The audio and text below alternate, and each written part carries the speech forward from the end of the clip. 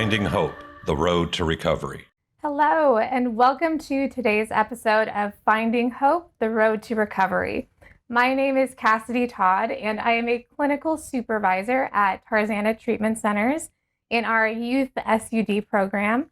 And I'm joined today by Gavin Graham, who is a substance use disorder counselor in our youth program as well. Today, we're going to be in conversation about treating the whole child in substance use treatment, and really hoping to give some information on what our field looks like, what we do, and the passion that we have, and hopefully that reaches folks that may need it.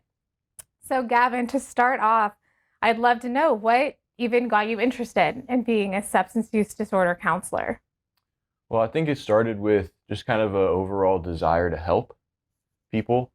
And, I didn't want to have a job where I was just working for the money, where I'm just doing it for the money. And, I knew that whatever job I chose was inevitably going to become like a huge part of my life. Mm-hmm. And I didn't want to be living and spending my day to day just with the goal of attaining money. I wanted to have a job that was also fulfilling. So originally I thought I'd become a therapist, and I was in school to get my BA in psychology.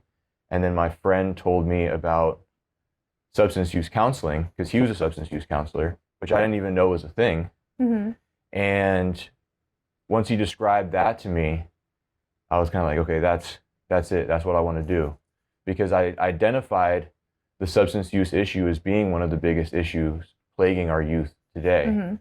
And, I guess I'm Gen Z, right? Because I was born in 2000. So, in my own experience and seeing stuff that my friends struggled with in high school, and seeing kind of the way that the culture is moving, it really is such an issue. And there's so many voices and so many different people in the media and music and TV, Mm-hmm. all encouraging the youth to engage in drug use, Mm-hmm. to engage in substance use. And it really, saddened me to see them preying upon the youth and the vulnerable. And so I decided my hope is that I could be one of the voices on the opposite end, trying to tell them to do something else, right? Find healthy alternatives. Yeah, absolutely. So trying to kind of like provide a different perspective from what they're just being inundated with all the time. Exactly. Yeah. Cool. Was there something that you think really drew you to working with youth specifically? I think I like how creative and open they are. I like the minds of the youth because a lot of times they're not as boxed into routines. They're not as boxed into ideas, Mm-hmm. right? And sometimes that can make them more malleable to introducing new ideas. And honestly, they're just fun to work with. It's always exciting working with the youth. Yeah, absolutely. I remember for myself, because I went to school for clinical psychology, and substance use wasn't really on my radar. That wasn't something that I planned to do with my career. I fell into it. But now that I've been in the field for a few years at this point, you're absolutely right that there's such a connection between what our youth are going through nowadays and substance use. You really can't disentangle those two concepts. And for a youth struggling with any aspect of their life, if it's mental health or friendships or grades or family, the common things that teenagers and other youth are really struggling with, substance use is kind of right there knocking on the back door, either contributing to that or it's just kind of whispering in their ear. But it's funny, you mentioned that you were Gen Z, I'm millennial. Yeah. This really isn't how I grew up. Like, I don't think that we had this kind of exposure and this kind of accessibility when I was younger that people do now. And I see it really just continuing to get worse. So it's great that there's folks like you that want to work with these youth. And like you said, just want to help provide the alternatives, because it really is an epidemic where it's everywhere. They really can't escape it. They go to school, there's drugs. They come home, it's on the TV. They open up Instagram or Snapchat, it's there. There's no aspect of their life that doesn't line up with drugs, with alcohol, with substance use. So we need people like you and other people who have that passion and who want to help to really be the guiding force for the youth. Thank you for saying that. And no, yeah, you're so right. I mean, it's in the music, movies, social media, some if it's more subliminal than others with how like overtly they're encouraging it. But yeah, it is a big issue, and I do what I can to try to combat it. But it's a big problem, and I try to just focus on what I can do rather than looking at the whole thing as a whole, because that can get overwhelming. Yeah. But I think the more people there are that are all fighting the same fight and all trying to achieve the same purpose, then it all comes together, and we're more able to tackle this big issue. Definitely. And when you told family or friends or whoever else in your life that, hey, this is what I think I want to do with my life, and kind of I'm going into this area of substance use counseling, what was their reaction? Did they have like an idea of what that even was? Their reaction mostly was just like, oof, like, that's rough. They were like, that's rough. You're trying to tell teenagers not to do drugs. And that obviously is very hard, because the teenage years are kind of the years where you experiment with that stuff. And obviously teenagers don't want to have anybody come to them telling them, don't do something, right? They don't want to be told what to do. And as soon as someone says, hey, don't do this, that makes them want to do it even more. So I think that's where motivational interviewing and stuff comes in, which for those who are unaware, motivational interviewing is kind of like just asking questions and kind of getting the youth or the patient or whoever you might be talking to come to the conclusion on their own. Instead of just saying, hey, don't do drugs, you ask questions that get them to realize that through their own cognition and through their own mental process, that not doing drugs is going to put them in the best place possible. But it has to come from them. They have to think that it's their own idea. And I think that's where, like, absolutely, that's what the best counselors are good at, is like getting someone to come up with the idea that deep down you want them to arrive at, but getting them to think that they came up with it by themselves organically. Do you find that that's hard? Yeah, it definitely can be, because a lot of people are stuck in certain processes, mental processes, certain thought patterns. And I think it's difficult, especially with the youth as compared to adults, because with adults, it's more obvious what the issue is.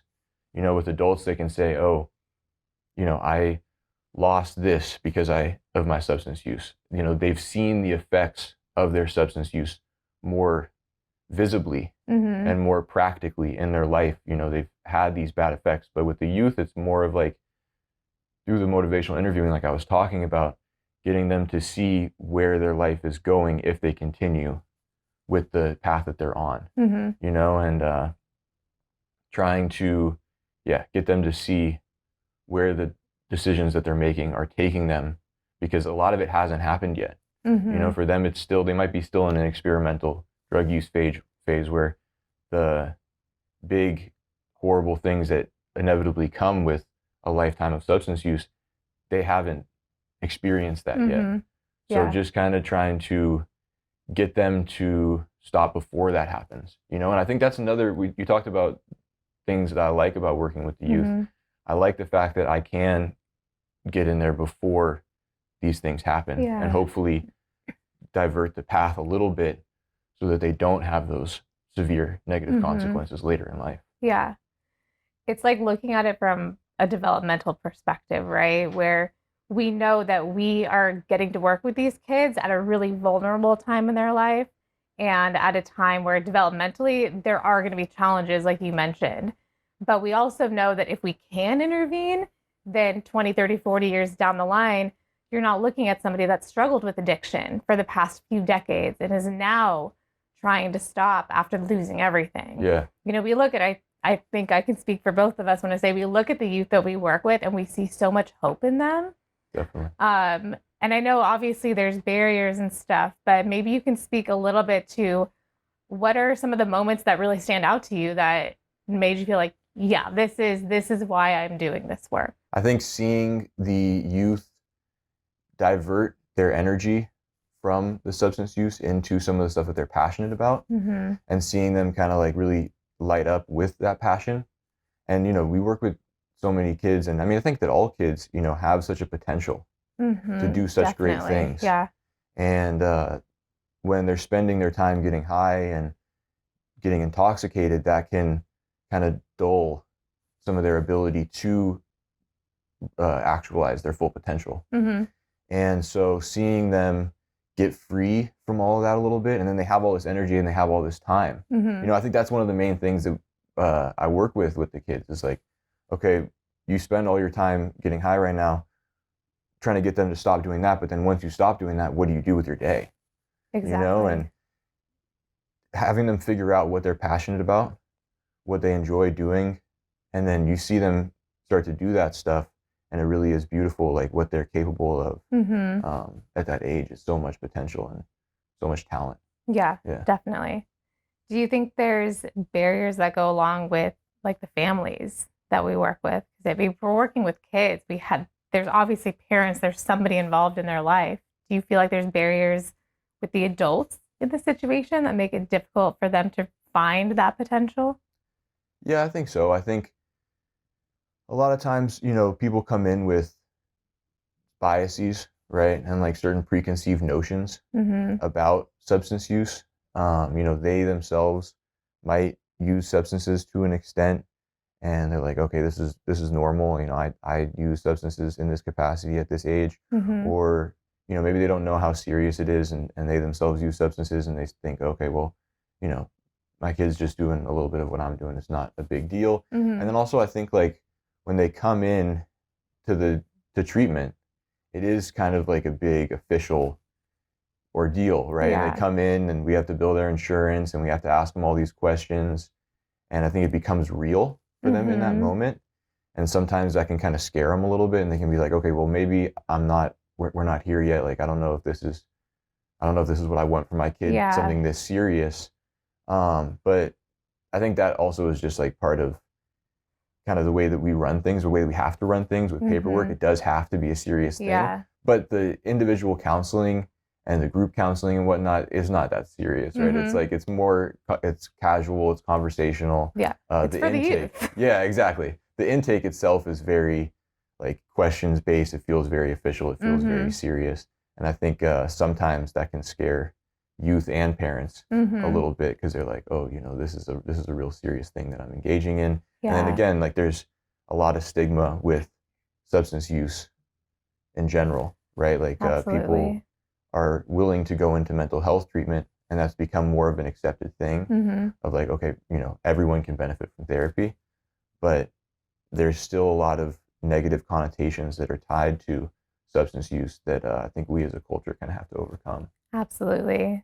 Probably especially like some of the big substances that we're seeing now, like Xanax, fentanyl. We know that these things are occurring at a much higher rate than they once were, or that we once were aware of. Yeah. And it's no longer just, kids smoking weed after school. They're taking these very serious things that they're getting off the street from sources where we have no idea what's actually in them. Yeah. And I think a lot of the times the parents don't know that. Yeah. Parents aren't always privy to every part of their kids' lives.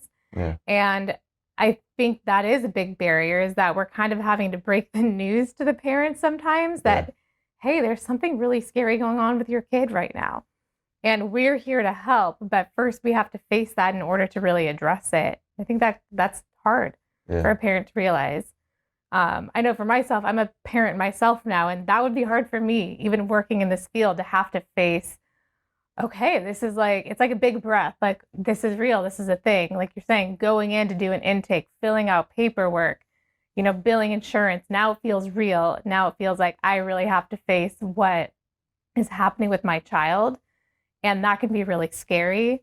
And that can be really stigmatizing, especially depending on the community that family's in. Like, what are family members going to say? What are friends going to say? What are they going to think? How are they going to perceive the parents in that situation? Like, it feels a lot of the time like we're kind of battling the addiction, and then we're battling the stigma that this family is experiencing related to it, to even break through to help the kid in that way. Yeah, definitely.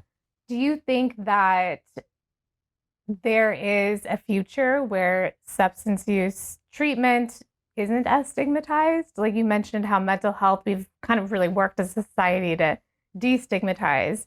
do you see a future where we can have that for substance use treatment as well? I think so. Yeah.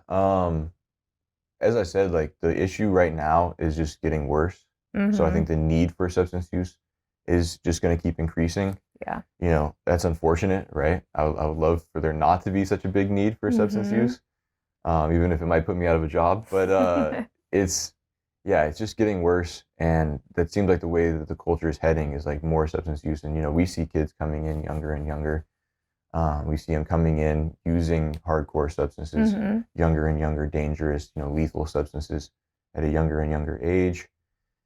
And yeah, I see substance use treatment growing exponentially. I think Mm-hmm. it's going to become something that's more integrated, hopefully, right? Mm-hmm. Because as substance use is more integrated in the culture, substance use treatment has to be in order to balance that Yeah. out, in order to Yeah. find that balance. So like having people go into the schools, which is something that, you know, I've begun doing, Mm-hmm. and doing substance use treatment in the schools, which is kind of a new thing Yeah. overall. I think that's something that we're going to see more and more, you know, Mm-hmm. where like they've always had mental health professionals in the schools, Mm-hmm. and they'll have therapists in the schools, but having a substance use counselor in the schools is kind of a new thing. But I think it makes sense with what you see on the news of, you know, kids overdosing at school, Mm-hmm. kids, you know, high in school. And, you know, this is bringing in some other stuff, but, you know, with the vapes and stuff, like kids Yeah. are able to get high at school in a capacity they used to not be able to. Like, it used to be that, you know, you couldn't smoke like a cigarette or weed at school because everyone would smell it, right? It would be Exactly. super noticeable. You Mm-hmm. can't go into the bathroom and smoke a joint. But Mm-hmm. nowadays, the kids can go into the bathroom and use like the weed vape pens Mm-hmm. or the weed marijuana disposables, and I mean it's happening at such a higher rate Yeah. to where, you know, it's you know, I feel for the teachers because they have all these kids that are in class and intoxicated and stuff, and Mm-hmm. it's such a big issue nowadays. And so Yeah. I think having the substance use counselor on campus, that's a big change that's happening. I think just people going to that sooner, you know, to where it Absolutely. doesn't have to be something where, you know, God forbid the youth has to overdose to come into treatment. Mm-hmm. It could just be getting caught with weed once, you know, and we can Yeah. work with them on that and talk to them about it and talk to them about refusal skills, about, you know, prevention. We can do Mm-hmm. prevention. Even if a kid has gotten caught and doesn't want to do it again, like we can work with them on that relapse prevention as well. Yeah. And yeah, I think people not having that stigma around substance use hopefully will allow them to come in sooner, Mm-hmm. before it gets as serious as like an overdose, and to where they're like, okay, we really need to do something about this. And just coming in when those first signs start to present themselves. Yeah. And just to pick your brain a little bit, because of you're in this field, it's what you see, you're in the schools, you're in the community. What do you think it is that stops youth or families from coming in sooner? Because you mentioned even like it's not just, a hit of marijuana and then that's it. It's all day use now. It's like they're able to go vape in the bathrooms in between classes, during class. They're able to covertly take a pill. And I think that we used to have this idea that like, oh, kids are just smoking, weed behind the bleachers. And it's really not what it is anymore. It's not like that. Yeah. But what do you think is the thing that stops people from coming in when it really is just one hit of weed or a curiosity? Yeah. Why do you think people wait until so much later? I think it can be like a not knowing about Mm-hmm. it. Like I said, it's so much easier to hide with the weed vapes and whatnot. And you know, a lot of parents, like there's new types of vapes coming out every day, Yeah. right? And so they might not know what that looks like. They might see a vape and think, oh, is that some device that they're using for school? Mm-hmm. You know, and like they might be familiar with what cannabis looks like, they might be familiar with what a joint looks like, but some of these new objects that are coming out, they might not be familiar with exactly what that is. Mm-hmm. I think not knowing from the perspective of just not being around, like a lot of parents, you know, they work so much that they might only see their kid a certain time in the day. Yeah. And then it's kind of easier for the kid, which, I don't blame the parents for. That's, people have to do what they have to do. You have to work. So, but it can be easier for the youth to mask their intoxication for that one period in time. They're like, okay, I'm going to see my parents for this small amount of time. Let me just make sure that I'm not noticeably intoxicated for that amount of time. And then before and after, they can be more. I think just a normalization too. There's like some normalizing of it. Yeah. When it's something as small as, well, I don't want to say small, but when it's at the beginning stages, it can be normalized, and it can be like, okay, well, this is experimenting, stuff that all kids do, but it's engaging in behaviors that, if you continue to engage in these behaviors, it can lead you down a very dark path. And I mean, it's the same, like someone who does like cocaine, heroin, pills and stuff, they're doing it for the same reasons as someone who is smoking weed, right? They want to feel differently. They want to go to a substance to feel better than the way that they feel. And so it's the beginning of a habit that you need to kind of address immediately. And try to find healthier alternatives. And it's a mindset, right? To try to teach people that to feel better than you're feeling, you might have to do something that in the moment might be uncomfortable, but then eventually it's going to feel good. Whereas substance use might feel good initially when you do it, but then it's going to lead to feeling worse. I really feel like there's this inverse relationship of like doing things that are uncomfortable will make you feel better afterwards, right? Like working out, studying, all these things we don't want to, people don't really want to do them, but after you do them, you feel better. But then on the opposite end, there's substance use, and it's, it might feel good in the moment, it might feel good for a certain amount of time, but then there's that drop off of dopamine or whatever the neurotransmitter may be, and you end up in a deficit. And so getting that idea of like, okay, if I feel bad, I can just go to a substance, getting that idea early on is so important. Yeah. And I think too, like you really just touched on basically the topic of this conversation, which is the whole child. Like it's not just the kid. We're talking about the home environment, the family. If a kid can't be monitored all of the time, how can we create a supportive environment? There's so much more that we do than just like sitting with them in an office one-on-one, right? We're trying to connect them to resources. We're trying to get them into hobbies, into things that will help them build long-lasting, healthy, adaptive relationships. And I think that's a big piece of counseling that people don't really know about. They think you're just an addict. You have to go to this, center and deal with it. But really it's creating a person that is going to have a productive and positive life overall. Yeah. Thank you so much, Gavin. Thank you. Thank you for joining us this time, and we will see you next.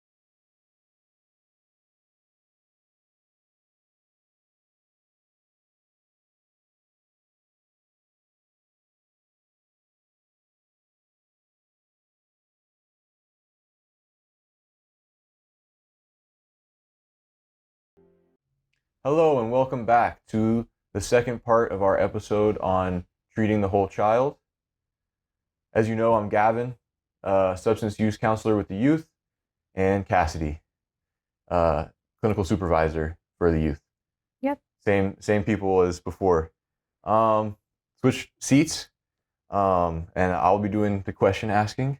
We'll start off with, how did you get into this field?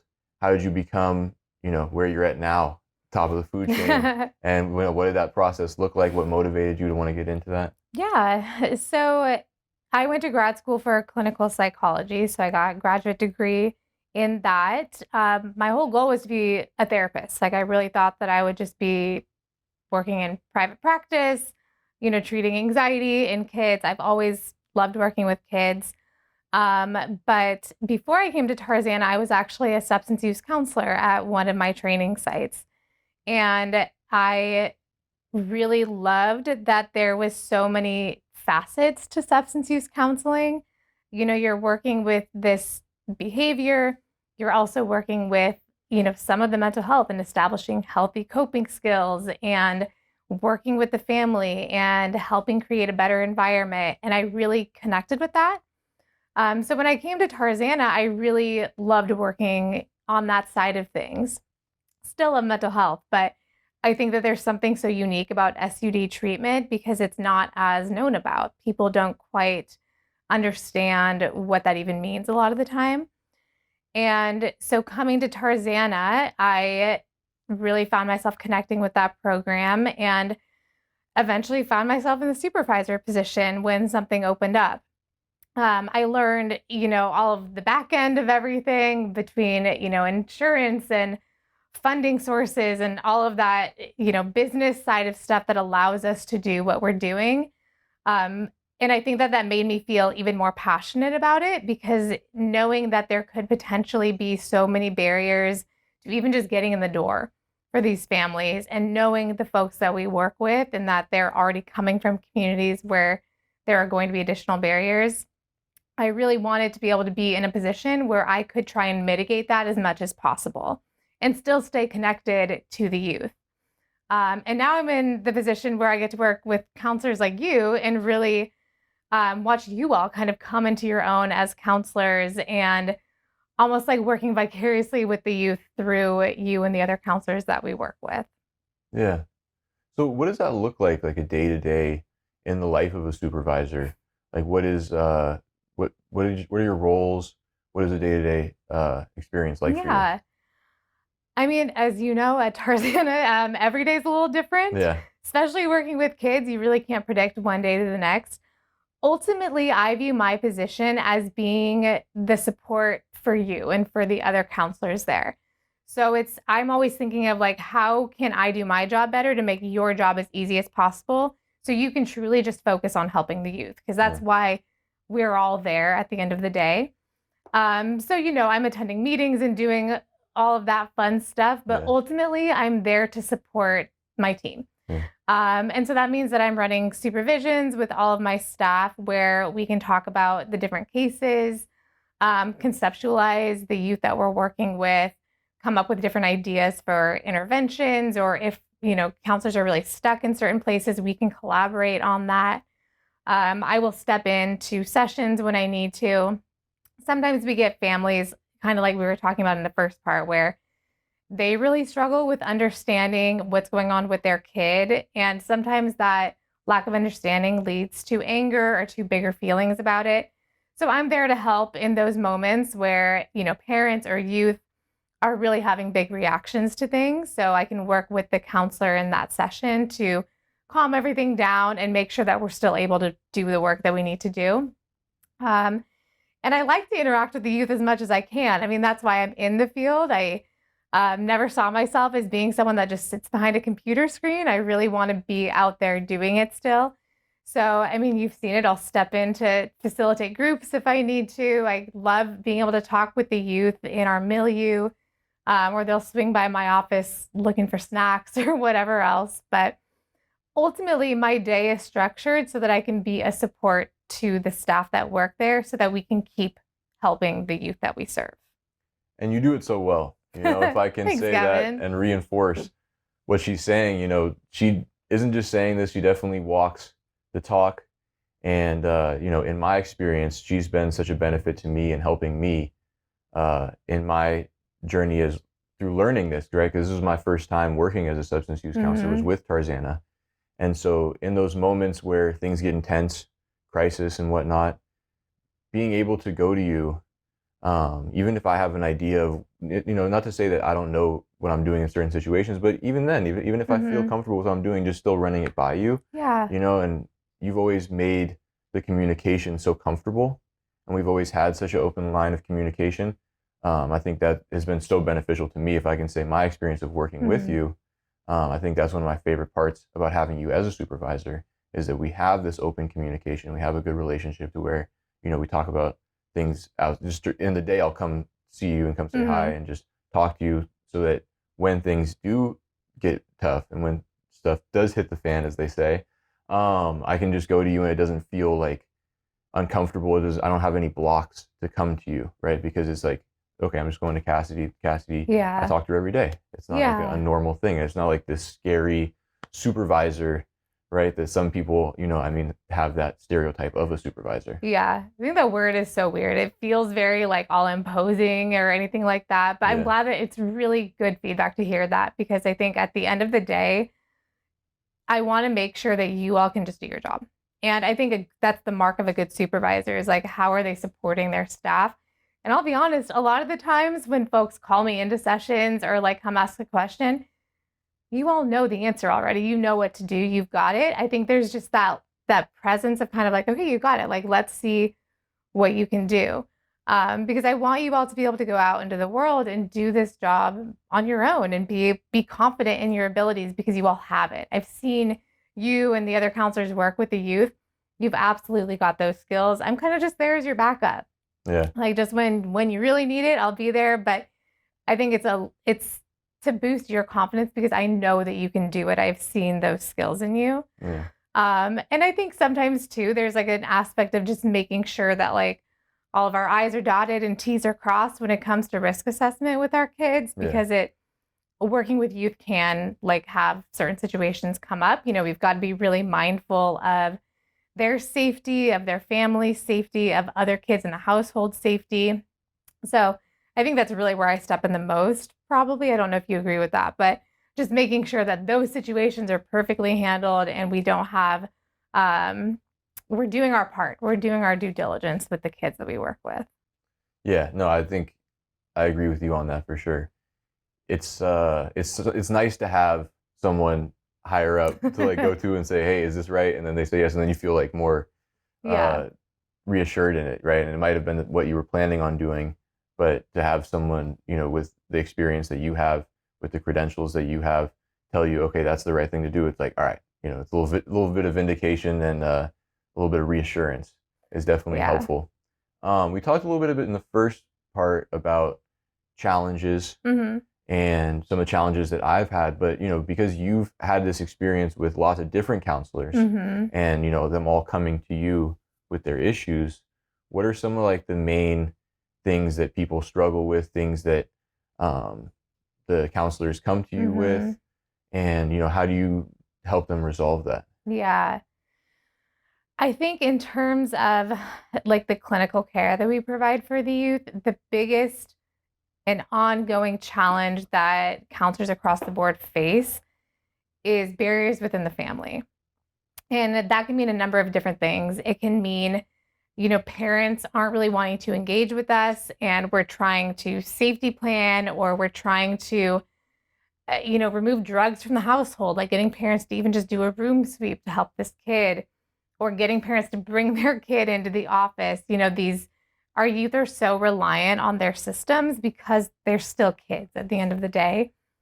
And I think that's consistently the hardest part, is when there are barriers within the family unit that aren't necessarily because of the kid. And that can be for a number of different reasons, right? It could be that, financial stress, parents are working 2, 3, 4 jobs to be able to make ends meet. It could be parents or caregivers are struggling with their own mental health or substance use issues, and it makes it more difficult for them to be as present and involved as could be beneficial for that kid. Or it could just honestly be exhaustion in the family. As we know with our youth, they're such amazing kids, and we also see how difficult it can be because they're really in like the throes of their addiction and in their struggles.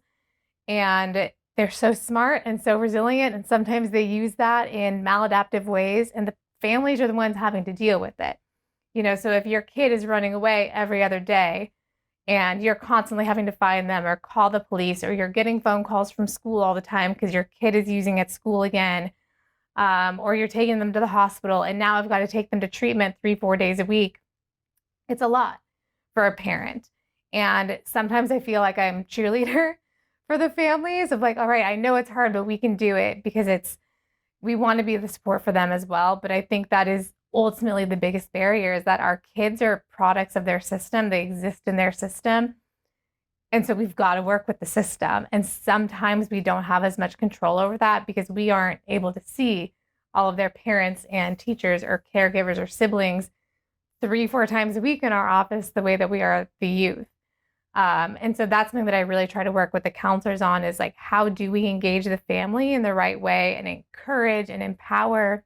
And also, how do we know when we need to kind of turn our attention to the youth and work on how can they be their advocate?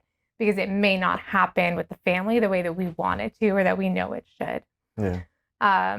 I think too, just generally, like the mindset that youth have nowadays. We talked a bit about, like, it's just everywhere, media, social media, friends, drugs, alcohol, everywhere. The youth, I think, have this true idea that it's not a big deal, that everyone smokes weed, it's legal, even though it's not legal for them. Yeah. They will come back with like every argument to every counterpoint we make. And really it comes down to development, like their brain development, the stage that they are at. It's going to be really, really hard for them to truly look 5-10 years down the road and connect that to consequences. They're very much like in the here and now. And that's no fault of their own. It's just the teenage brain. It's what they got going on. Yeah. And that can be really frustrating for counselors when they're like, I don't understand how they can't see it. They just landed in the hospital because they took a pill or they overdosed or something was laced, and they come out and they're doing it right again. And they're like, oh, I don't know, it's just a bad batch. Yeah. They can't connect it. And so really working with that frustration and like kind of chipping away at the walls that these kids build up and at every argument that they'll throw at us to try and get through to them. Yeah. But those are definitely two of the biggest barriers that I think we see in our office, at least. And one that I wanted to get your input on, and that, I've struggled with a little bit, and in talking to other counselors, I've noticed this is like a common thing that comes up, is like, how do you protect your own well-being and your own mental health, your own headspace? Because, the advice obviously that people give is like, leave work at work. When you go home, don't be thinking about work. But like you said, we're working with these kids in, like you said, the throes of their addiction, and they're really going through it, and there can be some really intense things that happen. And it's difficult to, when you go home, not have some of that stuff linger with you, and not be thinking about like, oh man, how can I do this better? Or, should I have said something different in this situation? Should I have done? Or just thinking about the kid and worrying about them and thinking, oh, I hope that this kid is doing all right, because the last time that I saw them, they weren't. Yeah. Right. And so I think it's very difficult as a counselor to keep work at work, and keep that sectioned off, and then also not get too invested. Is that something that you've seen a lot with people, and what's like the advice that you give them? Yeah, absolutely. I mean, this is kind of the common challenge, right, in our field. And I think, I'm not perfect at it either. Like, it's something that I'm consistently having to work at as well. And when we're working in the field of counseling, that relationship that we have with the youth and that compassion and that empathy that we have for them, that's what makes us good at what we do. And that's what allows the youth to know that we care and we're going to keep showing up for you. There is the cost to that, though, and it's exactly what you're talking about, kind of like that burnout or like that feeling of being overwhelmed or like not being able to get the kid out of your mind because you know that they're at risk and you care about them genuinely. We genuinely care about these kids we work with. And what I usually tell people is that, it's a learned skill. It's not something that you're just going to be able to do overnight, or at least I've never met anyone that's able to just truly shut it off and be like, all right, I walked out of the building, I'm done thinking about it now. Yeah. Because we're humans. Yeah. We're going to carry that stuff with us, and we have real emotional reactions to the stuff that we're hearing these kids tell us. Yeah. And so one is you have to practice it. It has to be like a conscious, intentional thing that you're doing every day. And how you do that is having things outside of work that keep you grounded, that keep you sane. Your hobbies or your coping skills or your self-care. So my biggest advice to people is find what that is for you, whether it's, going on a walk or listening to podcasts or like completely vegging out when you get home. If it's connection, do you go home and talk to your family or a partner or friends? Not even necessarily about work, because obviously we have like that confidentiality, but about anything, something that makes you grounded into your life and into what you're doing is helpful. When you walk out of the building, do the thing that keeps you grounded into your personal life. And then the second big thing is talk to your supervisor about it. There's this thing that we call countertransference, which is just like when we're working with a client as a counselor or a therapist, we have a reaction to what they're saying, to what they're feeling, because we're human. And that's the countertransference. So supervision is really where you can work through some of that, of like pointing it out. And, like if you walk out of a really rough session, and I know I've been in a few rough sessions with you before too, where it's like, I just feel awful after that. I don't know if I did the right thing. I don't know if I said the right thing. I'm worried about this person. Okay, it's like, great. Okay, let's work through that then. Like, where is the worry coming from? What do you think that you did well in that session? And like, let's kind of look at this from a realistic perspective. Is there anything more that you can do in your role as a counselor right now? Or have we done it all? And usually the answer is no, there's nothing more I can do in my role. Because what that countertransference really is it's pulling us into a different role. It's pulling us into like the friend role or the parent or something else where it's like, well, there is more I can do. I can go after them and make sure they get home safely, or I can, go pick them up and take them to a meeting somewhere. But that's not our role as counselors. And that's why we work with the families to make sure that that stuff's covered outside of our office. But really working in supervision to kind of like ground it back in reality and reaffirm and validate we have done our job here. And now let's talk about how we can take care of ourselves in this moment. We have the meditation room at the office. It's like, go take 5, go in there. Yeah. But the hard reality of it is it's a hard skill to do. And I definitely have days too, where I know that I'm taking it home with me at the end of the day. And there's some times where it's just like, all right, I'm just going to go to sleep. And then I'm going to wake up the next day and try it all again, because there are just days that hit harder, and you've just got to take care of yourself like you would anything else. Yeah. No, and that's such great advice. That's why you're such a great supervisor, is being able to give such great advice. But I think it's interesting how, a lot of the stuff you were saying counselors need to do in order to keep their sanity and in order to, protect their well-being is the same stuff that we tell the youth to do. Right. And it comes down to that idea of like, if you don't practice these things, and if you aren't in a place of like mental peace, one, the youth's going to be able to feel it when you're talking to them, but also like, how can you help somebody else to achieve like a state of well-being in their mind if you're not at that yourself? Exactly. And they can feel it if you're talking to them and you're agitated or you're dealing with something else, your mind's somewhere else, or you're sad. You know what I mean? You really have to come in as a blank slate. Yeah. Because they pick up on everything. Yeah. Yeah, definitely. And I think there's something to be said about like the concept of the blank slate, right? Because it's impossible for us to show up fully as a blank slate, because again, we're humans, and we wish a lot of the times that we could just shut everything off, and it's really hard to do. But showing up intentionally for them and practicing what you preach, kind of like what you're saying. I don't see my own caseload as much anymore, but when I did, it was like I wasn't going to assign them something or do an intervention or have them do a worksheet or try this thing or watch this movie unless I've already done it myself. Yeah. Because like you said, they're going to pick up on it.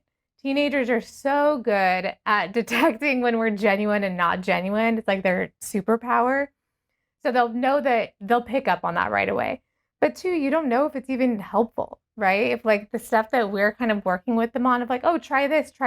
If we haven't even done it ourselves, how do we know and believe that it could help them, right? And so then it's like, are we just telling them to do things just to do things, or are we doing it with intention? Are we saying it because we truly believe this could be beneficial for them because we've lived that experience and we know it was beneficial for us in a hard moment? Yeah. And I think that's something else to point to too, is like, a question I get a lot is like, do you have to have lived experience, right, to be a good counselor? My answer is no. I think what you need is a passion and an empathy, and to be able to connect to that empathy, because for somebody with lived experience with substance use in their life, maybe they can connect to that like very specific part of working with that kid.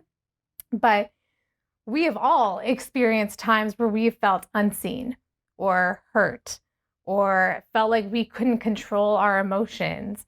I'm sure you and I both remember being a teenager and how out of control that could feel. Yeah. That's really what makes a good counselor, is being able to tap into that stuff. And that's what empathy really is. Like, okay, let me put myself in that.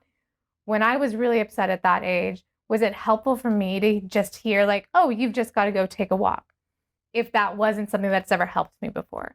And I think that's really what it comes down to, is like practicing what we preach and tapping into the empathy that we have and relating to our youth in some way, even if it's not completely linear.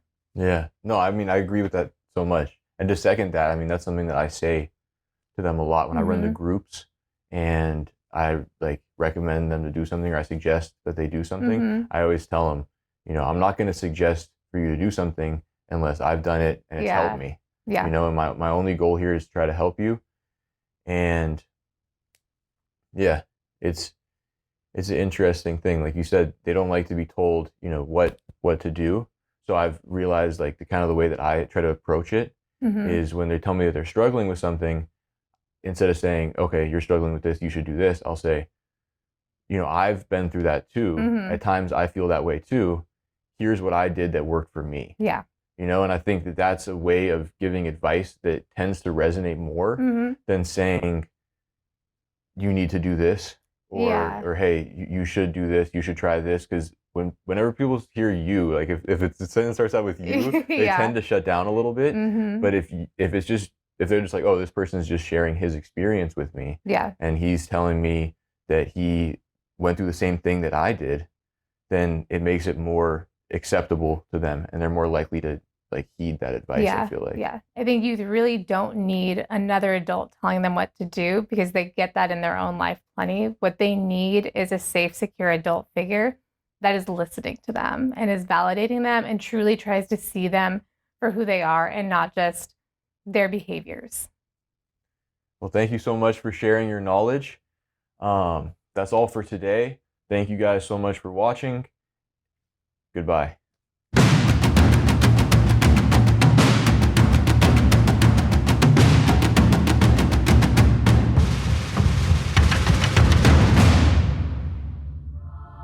Brought to you by Tarzana Treatment Centers. You can visit our website at www.tarzanatc.org or call 1-800-996-1051.